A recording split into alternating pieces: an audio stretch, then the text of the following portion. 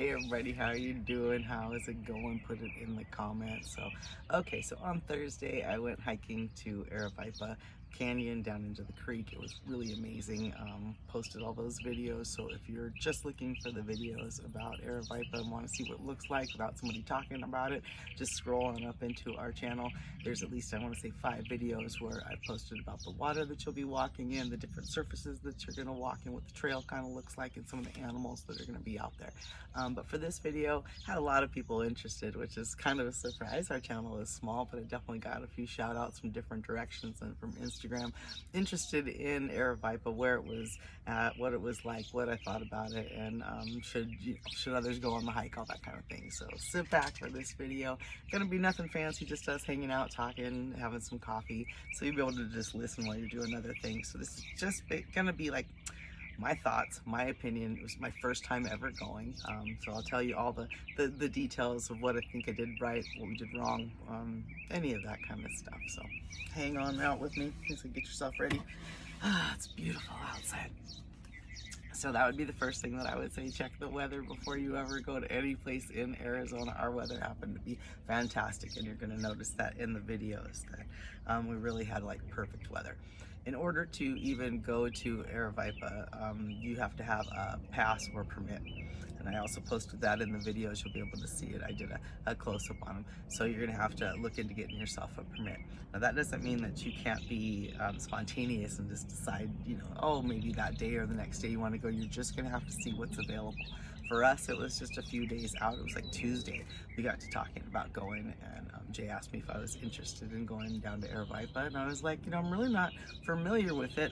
Sounds good, but the pass is available, and they were available for the next day and the next day type of thing. If you're planning on hiking down and gonna camp, same thing, you're gonna need a pass for it. They limit the passes there to 30, I want to say, a day. So that's what keeps it really amazing that you are down there by yourself. But that could either be a pro or con depending on you, your hiking, all that kind of stuff. So I didn't know much about it except that Jay and a really good friend of ours, Bates, shout out to Bates. Bates is one of the good ones in our channel. He puts things in the comments. Those of you that are not putting things in the comments, you're still in trouble. Write it down. You know who I'm talking to. Anyways, a couple of years ago, Bates and Jay went on this hike and they actually camped down there. But I don't normally go to the same places that these two guys go to because they're in better shape. They hike different areas. Former Marines, however you say that, Marines. These guys are now they're both in their like higher 50s, middle 60s kind of age group, but like in good shape. So when the guys go out, I don't necessarily say, oh, okay, put Stacy in that situation and see if I can. You know what I'm trying to say, you guys. It's morning, so get coffee and me, but no, I don't tend to go on the same hikes they do.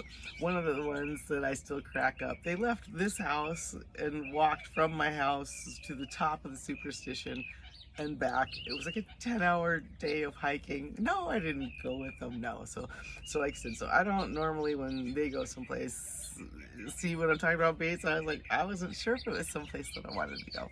So I asked Jay, do you have any pictures? Show me some pictures of what it looks like. I'm already starting to almost pronounce it wrong. Aravaipa. In Arizona, we have a lot of things that have different names, strange names, however you want to say it. Up north towards the Grand Canyon, you have things like Yavapai. So I keep wanting to call it Ravapai. It's Aravaipa, and so I kept having to like say it in my mind over and over again of where I was gonna go. So no, I wasn't really familiar. Jay pulled up some pictures from a hiking group that he's in. I think it's like Facebook, Instagram, whatever. Pulls them up, and I'm like, oh, it's beautiful. Yeah, I'd love to go. Let's go. And I didn't really ask much more than that, and I probably should have. But I was like, yeah, I need an adventure in my life, and that's what I would say for those of you. Now, okay, if you're new to the channel and you don't know anything about me, I'm 56. I hike fairly regularly. I'm born and raised desert. Um, I'm not a big girl, but about 5'6", but I'm pretty solid. I'm a solid girl. Come in maybe about 160.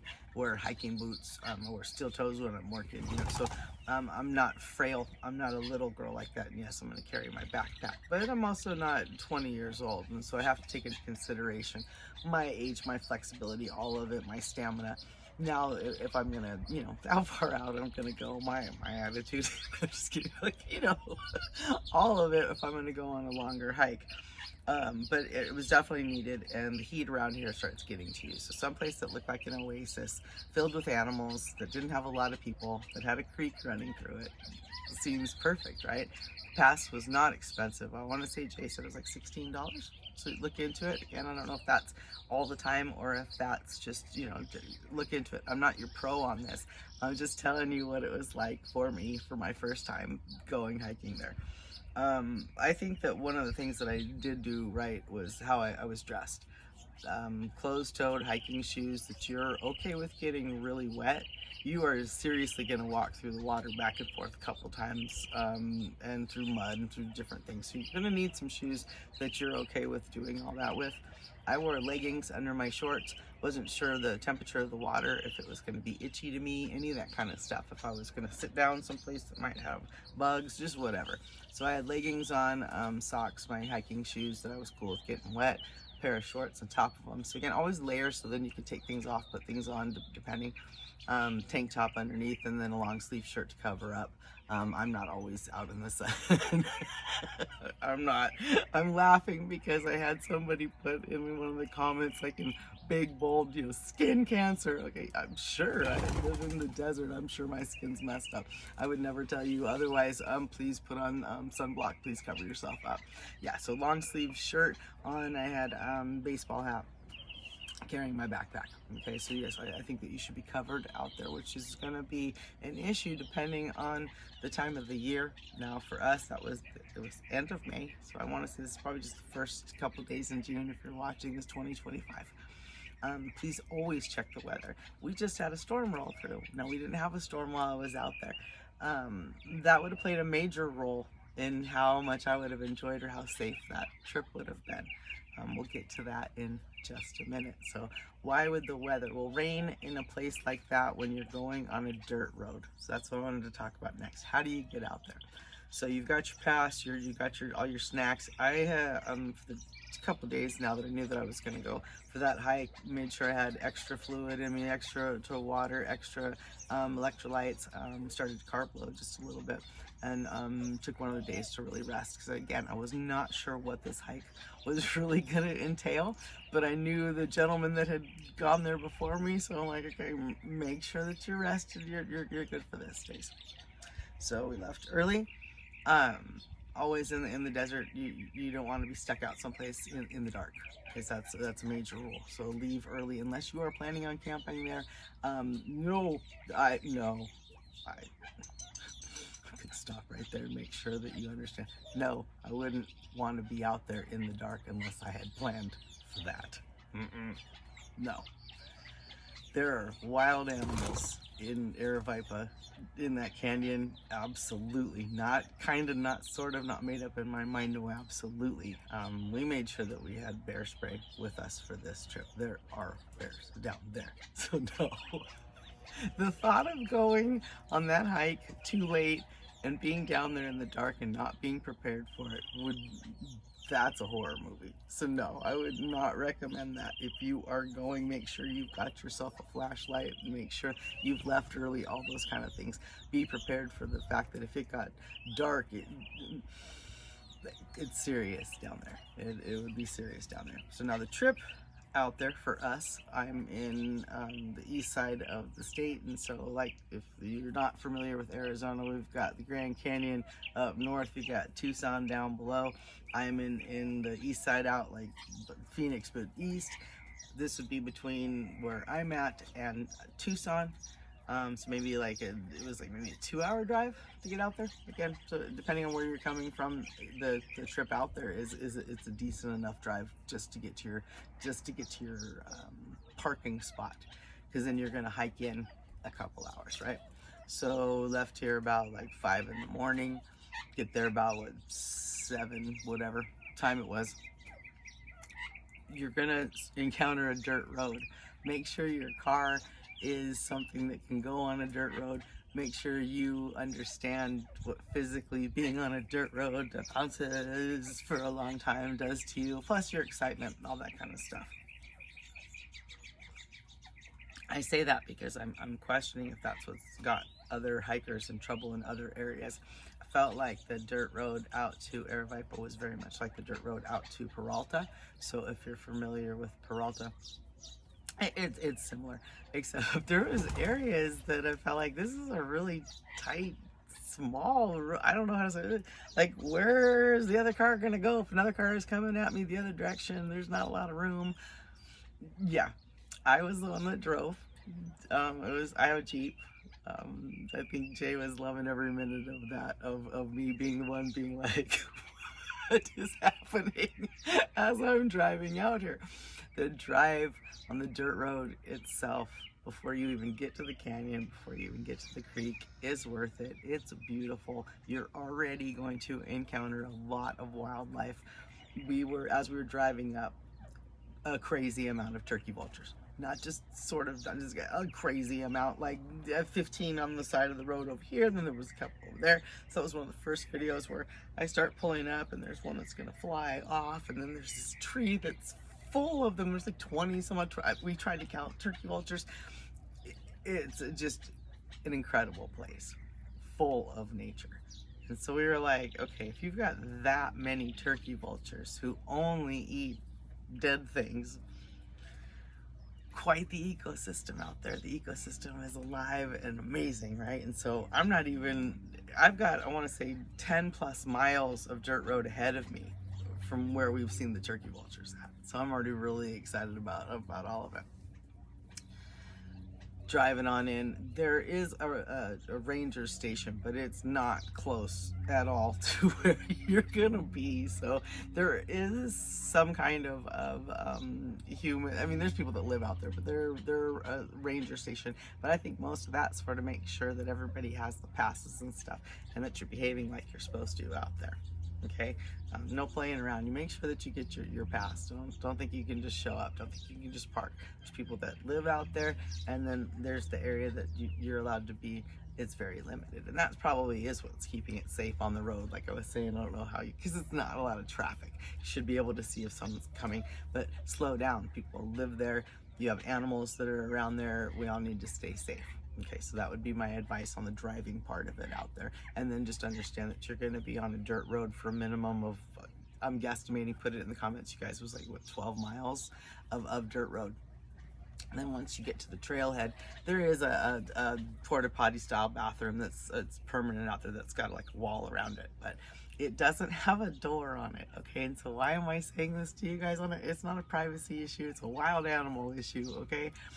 Make noise before you go into things and into places, so you warn it as much as it could warn you that something might be in there. It's the kind of bathroom where you just kind of walk in and around a brick wall, and then there's anyways, not a fan, but you know, there's also signs out there about the bears. So as soon as you get out there, you're like warned, okay, this is no joke. But also kind of use some common sense when you're out in any area. If there are signs or information that you have bighorn sheep, if you have deer in an area, those are large animals that larger predator animals eat. Okay, so your food chain is active. That's why the turkey vulture's back there. I'm like, oh, ding, ding, ding. So now it's all starting to make sense. I'm like, okay. This now I get it, you guys. A lot of warnings about the bears and a lot of the trash cans that are heavy. Why am I talking about this? Because that's not really that common in the area in Arizona that I'm at. I'm just not used to having bears around. Maybe a mountain lion, bobcat, but not the bears. So, okay, so my spidey sense is now up. Okay, getting ready to hike in. As you walk up, there's some beautiful pictures of information and the map, of course, on where you're going. You are here. Again, videoed that. If you haven't seen it, go back to the videos and it's gonna walk you on in. So I tried hard to use the camera wisely, and that's why I didn't video a lot of this or the drive on up and stuff, because I wasn't sure about my battery. As I'm going in, I already don't have cell service. If I lose my battery, I mean, like, okay, no, right? So like use it wise. Excuse me, use it wisely. Don't just video everything. So no, so what you started to see, that's when I started videoing. I'm like, not gonna talk, I'm just gonna show you the hike in, see what it's like. For those of you that are questioning whether you physically could do it, whether you want to, it's something that you're interested in. What I noticed immediately is that you are gonna be hiking on all different kinds of surfaces. Anything from a very hard packed dirt trail that we're all used to some big rocks and boulders, to the stones that are you find more next to streams and rivers, to smaller ones. You're going to be walking through the river itself, or creek, excuse me, the creek itself is not a river, it's smaller than that, so creek. But you're going to be walking through water in areas that aren't stable, muddy, all of that. So what I noticed the most were my hips by the end of it, that was what was being in use or in play for me. I didn't bring my hiking stick. I should have. I totally forgot. I was also awkward because I was carrying a camera through some of it, risking it, but yeah, you're gonna be weeble wobbling a lot. So again, if that's not something, the type of hiking you want to do, if you want it to be more of an organized trail, this is not really the hike for you. You're definitely in the wilderness, though there are trails and there are signs to kind of help you there.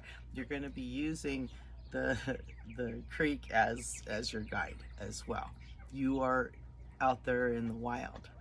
It was pretty amazing, but I felt it, and you feel the energy shift. And so again, just wanted to warn anybody if that's not the type of hiking that you were hoping for, and you were hoping that there was going to be some kind of like concession stand, or there was a place to buy souvenirs. No, this is not the type of place that you're at.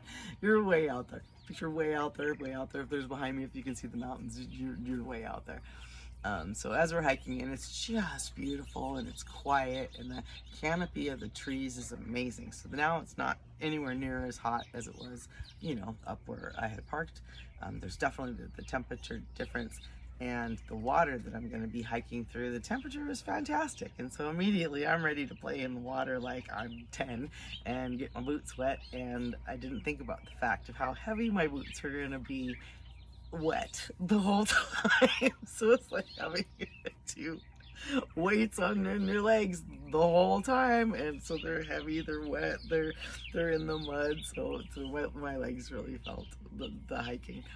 We were not that far in when we stopped and saw 2 baby deer. I did not get that on camera because of where it was, how quick it was, my surprise, all of the above, and they darted off. But what made me nervous about that is, again, I'm in bear country. I know there's mountain lions, there's coyote, there's bobcat, there's nobody around. And I got 2 baby deer around me. What? Those are like little snackages for wild animals. And I'm sorry if that freaks some of you out that I just said that, but that's reality when you're out hiking. I was like, oh no. So my spidey senses were on the whole time that I was there. It is spring.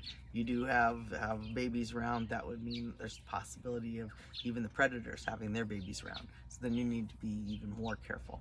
So we were quiet through a lot of it so I could listen, but then you purposely make noise when you're walking, so that sound is definitely heard, because that's something that all the animals are going to pick up on.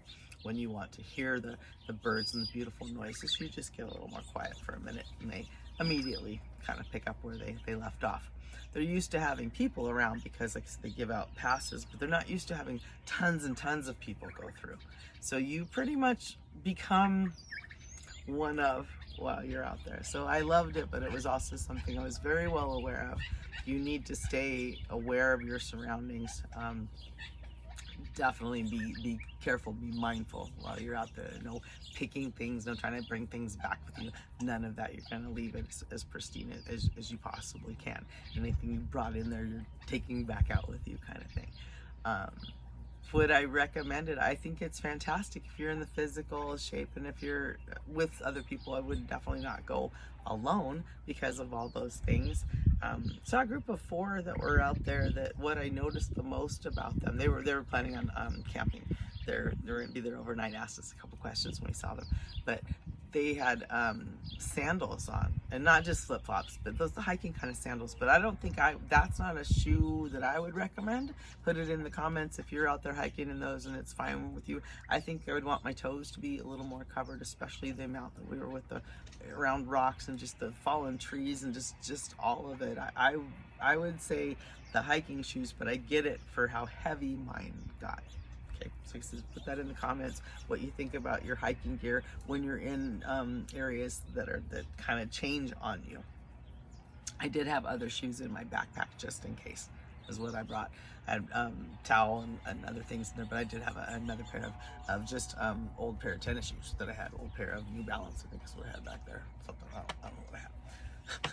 I had a pair of shoes that I was carrying, but I never wound up because I was like, I'm not taking off these wet things. I'm not gonna go through all of that. Would I camp there?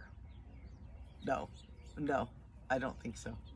For all kinds of reasons. I don't think that I would feel that safe. I think I would be exhausted. So for me to get there, it would take like a couple hours to drive out there. Then it was like a couple hours down of a hike to get to where you actually could set up a tent. I think that I wouldn't sleep overnight because I would be listening for the animals or up or whatever, and so there I would have an exhausted me before trying to, by the next day trying to hike myself back out. So for me, probably not. The guys did it, loved it. They slept in tents that I would never sleep in. The ones that are like you look like a burrito for a bear. It's just this one man thing. No, I wouldn't. No, that's not me. Would I go again? Absolutely. Oh, one of the things that I forgot, so shout out to another one of my friends on Instagram, Fox and Molly. Would love to go hiking with you guys, except Fox would not be allowed. There's no dogs allowed on this trail. I was going to mention that earlier. We'd have to do another trail. Got tons of other trails for you guys when you come out. But no dogs are allowed down there. Can completely understand. That was another thing that was interesting. So then when you found any poo on the ground or scat on the ground, then you knew it was not from a dog. You could tell it was not from a human. So now you know if there was an animal around, depending on how recent the poo was. The tracks, how wet, how recent those were. So there was a constant reminder around you of the animals. So beautiful, beautiful place. Absolutely. Like I said, I would recommend it if what I'm telling you sounds like a good idea. If you need to see the videos, like I said, we put them on there. The wildlife, the coati. Okay, so we're walking outward. We've gone in a couple hours worth, and I realized at that point, that's another one of those things, if you're new at hiking, if you've gone in 2 hours, that means you got to come out 2 hours. If you've driven 2 hours, it's the same principle, right? And so but you're going to be tired on the way back. I've got very wet shoes on now that are loaded down with mud, all that kind of harder to go back. So yeah, we're like on the way back. You can hear it in some of the videos. I'm just dredging on through, and something caught the corner of my eye, and I look over, and there's a coati that's in the trees. And what is a coati? If a raccoon and a bear had a baby, look it up. It's a coati. It's very, very cool. And it wasn't afraid of me at all. I was in the water, and it was in the trees and just cruising around and eating, and I kind of just walked over in the water a little bit, got some video, kept going. So that was amazing. So just all kinds of wildlife. There was tarantula hawks flying around. You don't want to mess with those, but they weren't really messing with us. So a lot of the normals. I think I think it's one of those things that it's hit or miss. It's wild animals, so who knows what you're gonna see while you're out there, depending on the time of the day, depending on the time of year. I was worn out by the time that we got back. So my hips were like, oh, get these boots off of me. These are now too wet, too heavy. I don't want to dredge through this anymore. Got back up, and then yeah, for us, I would say my complaint always is I never have a good food stop after I'm done hiking. I'm always complaining about that I want some kind of grilled burger and never really can find it, and I'm still there. We did make a little stop at little tiny town Kearney, and it wasn't bad. It was it was really inexpensive in a little local spot, and it fed us okay to get me home. And then you drive through like Superior and come back down. And so I want to say it took me at least a day and a half of recovery. My body was like, what? You just use a whole bunch of different body parts with that kind of hiking. Why, Stacy? Okay, so this is going to take us back to the weather, back to terrain, back to, do you want to do this kind of hiking? You're in a canyon where there's very large trees that have fallen, broken. They're not grooming this area, you guys. Maybe they do every so often, I don't know. There was a lot of bending under, up and over, climbing through where the branches were. And if there had been some kind of crazy pop-up storm, I don't really think that would be the safest of places to be, okay? Because you were not going to be able to get out as easily. Plus, then you got the dirt road, all those kind of things. So I would say weather is one of your majors before you're going to go out there, is to make sure that the weather is gonna work in your favor. So that's the best that I can give you. I think this video is already a little long, so I hope you get the feel of, yeah, go to Aravaipa if you can. If you come out here to Arizona, put it on your list. Just know that it's quite the adventure. And then shout it out in the comments to me if you have already been in there, what your experience was like. I would love to hear from you. So talk to you guys soon. Bye.